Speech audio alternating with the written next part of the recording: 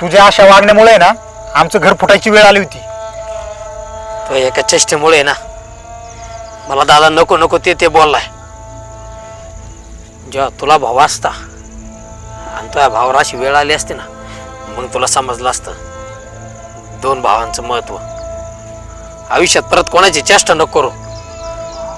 आणि दादा लोकांच्या मनावर कधी गोष्टी घ्यायच्या नसतात. आधी डोळ्याने पाहायचं असतंय आणि मग विश्वास ठेवायचा असतो. आता झालं ना खरं खोटं सगळं. जरा चुकच झाली माझी. घरच्यांच्या विश्वास ठेवण्यापेक्षा मी बाहेरच्या लोकांवर विश्वास ठेवला. सॉरी, चुकलं माझं. चुकलं नाही रे, तुला तुम्ही असा खेटराने हात तुडवतो ना मग कळ. जाऊ दे, चुकी झाली माझी. तिला पण मी लय वाईट साईड बोललोय. तिची समजूत काढावं लागेल. आणि जा, तोंड दाखवू नको. चोरट्या. हे आमचं नेऊक ऊसाचं रोपण ते निघ.